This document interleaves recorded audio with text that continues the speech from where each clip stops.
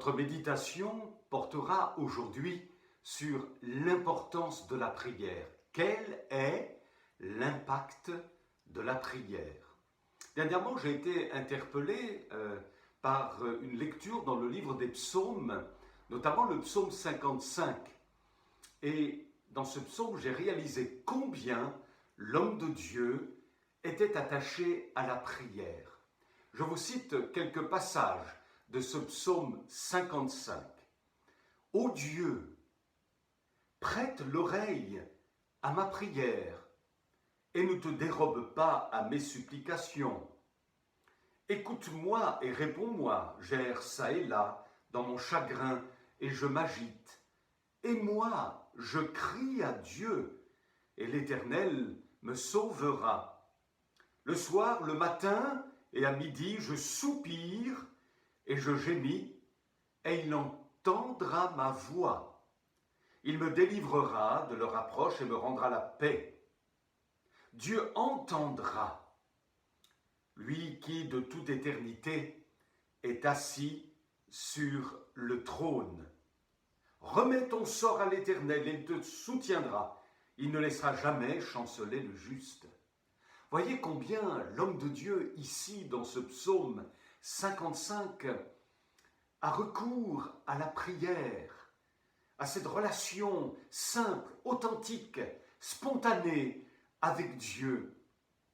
Jésus, reprenant une parole du prophète Ésaïe, dira « Ma maison sera appelée une maison de prière ». Jésus n'a pas dit « Ma maison sera appelée une maison d'enseignement » ou une maison de musique chrétienne, une maison d'œuvre sociale ou de fraternité. On pourrait allonger la liste. Toutes ces choses sont bien entendu importantes et ont leur place dans la maison de Dieu, dans l'Église. Mais vous avez remarqué avec moi que le Seigneur met l'accent sur la prière. Ma maison sera appelée une maison de prière. La question se pose, quelle place tient la prière dans notre vie d'Église, mais aussi dans notre vie personnelle en tant que croyant, en tant que chrétien? Quelle place a la prière dans notre vie? L'efficacité d'une assemblée ne se mesure pas tant au nombre d'activités qu'elle a mis sur pied qu'à la place qu'elle donne à la prière. Autrement dit, ce n'est pas parce qu'on fait beaucoup de choses dans une église pour le Seigneur que l'œuvre de Dieu se fait. L'œuvre de Dieu se fait quand la maison de Dieu est une maison de prière. Quel impact peut donc avoir la prière dans la maison de Dieu ou dans notre vie personnelle, peut-être même dans notre couple, dans notre foyer? Premièrement, la prière donne la vie là où régnait la mort. Je voudrais fonder mes raisonnements sur la parole de Dieu et faire tout d'abord une lecture avec vous dans le premier livre des rois, au chapitre 17, versets 17 à 22. Après ces choses, est-il écrit, le fils de la femme, maîtresse de la maison, devint malade, et sa maladie fut si violente qu'il ne resta plus en lui de respiration. Cette femme dit alors à Élie, « Qu'y a-t-il entre moi et toi, homme de Dieu? Es-tu venu chez moi pour rappeler le souvenir de mon iniquité et pour faire mourir mon fils ?» Il lui répondit, « Donne-moi ton fils. » Et il le prit du sein de la femme, le monta dans la chambre haute où il demeurait, et le coucha sur son lit. Puis il invoqua l'Éternel et dit, « Éternel mon Dieu, est-ce que tu affligerais au point de faire mourir son fils, même cette veuve chez qui j'ai été reçu comme un hôte ?»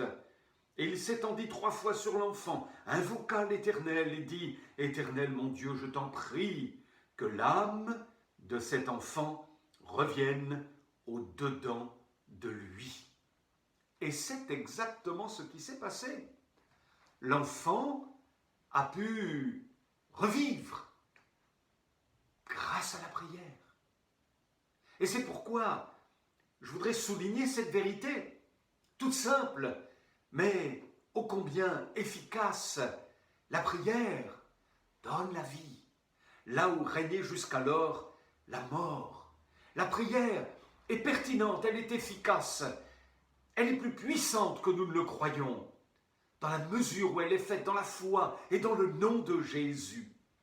Souvenez-vous de cette lecture que nous venons de faire, notamment le verset qui dit « L'Éternel écouta la voix d'Élie, et l'âme de l'enfant revint au-dedans de lui, et il fut rendu à la vie. » Nos enfants n'ont-ils pas besoin de la vie? Je parle ici de la vie spirituelle. Peut-être sont-ils morts dans leur péché, malheureusement morts par l'attraction qu'exerce le monde sur eux. Ils n'ont pas la vie en eux pour certains d'entre eux, la vie de Dieu, la vie du salut, la vie spirituelle. Nous pensons aussi à nos familles. Peut-être certaines d'entre elles sont mortes parce qu'éloignées de Dieu, ignorant le salut, ignorant toute la parole du Seigneur. Ils ont besoin de nos prières, ils ont besoin de notre intercession pour que la vie prenne la place sur la mort. Et nous sommes dans un pays aussi particulièrement rongé par le péché. Un pays mort spirituellement à bien des égards. Il a besoin de la vie. La prière donne la vie, là où règne la mort. Dans le livre d'Ézéchiel, vous vous en souvenez sans doute, il est question d'une vision qu'a reçue le prophète.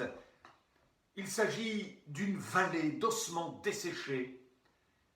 Et le prophète est donc entraîné dans cette vallée d'ossements desséchés. Il ne voit que des os. Le Seigneur lui pose alors la question suivante. Ces os pourront-ils revivre? Étonnant comme question. Et l'homme de Dieu dit, Seigneur, mais tu le sais. Et voyez-vous, par la suite, le texte dit, il me dit, prophétise sur ces os. Et dit leur ossement desséché. Écoutez la parole de l'Éternel. Ainsi parle le Seigneur, l'Éternel, à ses eaux. Voici, je vais faire entrer en vous un esprit et vous vivrez. Je prophétisais, dit Ézéchiel. Il parlait donc de la part de Dieu comme une prière de proclamation pour communiquer la vie sur la mort. Je prophétisais donc selon l'ordre que j'avais reçu, dit le texte, et comme je prophétisais, il y eut un bruit. Alléluia! Et voici, il se fit un mouvement, et les os s'approchèrent les uns des autres. Je regardais, et voici, il leur vint des nerfs, la chair crue, et la peau les couvrit par-dessus. Voyez-vous, la prière peut devenir une prophétie communiquant la vie là où règne la mort. Mes amis, ne désespérons pas. Il y a des situations qui semblent mortes à nos yeux. Des situations où on pourrait ne plus avoir d'espérance. Ça sent la mort. Mais croyons dans la parole de Dieu qui affirme que la prière persévérante, la prière de la foi, peut faire revenir la vie. Alléluia!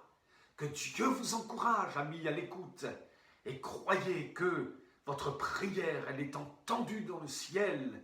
Il peut se faire un bruit béni comme celui qu'Ézéchiel a entendu dans cette vallée d'ossements desséchés. Oui, la mort règne peut-être, mais Dieu dit prophétise sur ces ossements desséchés. Prophétise sur ce que tu considères comme mort, peut-être dans ta famille, dans ton foyer, pour tes enfants, pour tes amis, pour tes voisins. Prophétise dans la prière, proclame les choses de Dieu, proclame les promesses de Dieu. La vie viendra.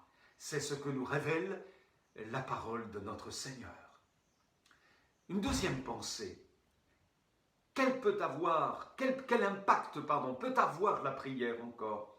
La prière arrache les âmes au feu du jugement. Abraham n'a-t-il pas expérimenté cela? Face à Sodome et Gomorrhe, il se trouve devant ces villes devant cette plaine où se situaient ces villes corrompues qui avaient attiré le jugement de Dieu. Et Abraham, nous dit le texte biblique dans le livre de la Genèse, au chapitre 18, se tint en présence de l'Éternel. Vous imaginez Abraham qui est dans la présence de Dieu, il prie, il cherche Dieu, son cœur est ouvert aux réalités célestes. Abraham dit, feras-tu aussi périr le juste avec le méchant ? Peut-être y a-t-il 50 justes au milieu de la ville, les feras-tu périr aussi ? Ne pardonneras-tu pas à la ville à cause des 50 justes qui sont au milieu d'elle ? Faire mourir le juste avec le méchant, ajoute Abraham, en sorte qu'il en soit du juste comme du méchant. Loin de toi cette manière d'agir. Alors il prie. Ah, s'il y avait 50 justes. Et puis il continue son plaidoyer. S'il y avait au moins 45. Et puis le texte continue. S'il y avait 40, 30, 20, 10. Ah, la prière d'Abraham pour arracher les âmes du feu, du jugement. N'est-ce pas aussi la vocation de l'Église, à l'image d'Abraham, de prier pour nos villes corrompues, notre nation, les nations du monde? Nous ne sommes pas là en juge, mais nous sommes là pour intercéder, pour prier, afin que les âmes puissent passer des ténèbres à la lumière. C'est tout le fruit de la prière de l'Église. Nous sommes le fruit de la prière de nos frères et sœurs dans la foi, qui ne nous connaissaient pas, pour beaucoup d'entre eux, mais qui par leur intercession pour les âmes perdues, eh bien, on fait en sorte que, par le Saint-Esprit, nous venions dans les maisons de Dieu pour entendre l'Évangile. Jésus est notre grand souverain sacrificateur. L'Épître aux Hébreux, oui, chapitre 7, verset 25 dit « C'est aussi pour cela que Jésus peut sauver parfaitement ceux qui s'approchent de Dieu par lui. » Écoutez bien, étant toujours vivant pour intercéder en leur faveur. Le Seigneur n'a pas achevé son œuvre de prière à la croix ni à la résurrection, mais il la poursuit dans le ciel en qualité de souverain sacrificateur. Il intercède pour les âmes. Nous nous associons à ce travail d'intercession, à cette œuvre de prière avec Jésus. Et ainsi, par notre persévérance dans la prière en faveur des âmes qui se perdent, croyons que beaucoup d'entre elles seront arrachées au feu du jugement. Oh, que le Seigneur soit béni, quelle belle œuvre que la prière, comme des tisons, arrachés au feu par l'intercession. Oui, voyons déjà ces âmes venir à Jésus, découvrir le salut. Et voyez-vous, l'intercession d'Abraham a porté du fruit, parce que le texte du livre de la Genèse au chapitre 19, verset 29 dit « Lorsque Dieu détruisit les villes de Sodome et Gomorrhe, il se souvint d'Abraham. » Il se souvint d'Abraham, sous-entendu, il se souvint de l'intercession brûlante d'Abraham. Et il fit échapper Lot du milieu du désastre. Je suis persuadé que c'est la prière d'Abraham qui a sauvé Lot, qui a arraché Lot de Sodome pour que le jugement ne le frappe pas. La prière arrache les âmes au feu du jugement. Un troisième impact de la prière. La prière brise les chaînes et les portes de fer. Vous souvenez-vous, dans le livre des Actes, au chapitre 12, il est question de l'emprisonnement de Pierre à cause de sa foi. Pierre se trouve entre deux soldats. Il sait que le lendemain, il va être vraisemblablement exécuté. Alors il prie, l'Église prie aussi en sa faveur. Elle ne cessait d'intercéder en faveur de Pierre. Que s'est-il passé? il y a eu une intervention céleste.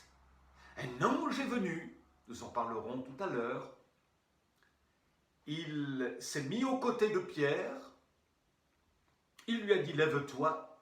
Ses chaînes ont été brisées instantanément. Les portes de la prison se sont ouvertes les unes après les autres.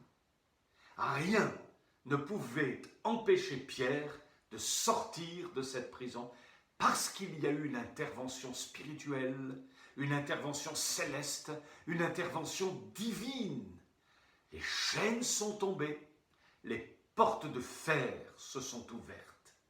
La prière brise les chaînes et ouvre les portes de fer. Ne pensez-vous pas qu'il y a trop de situations qui, excusez-moi le terme, sont blindées?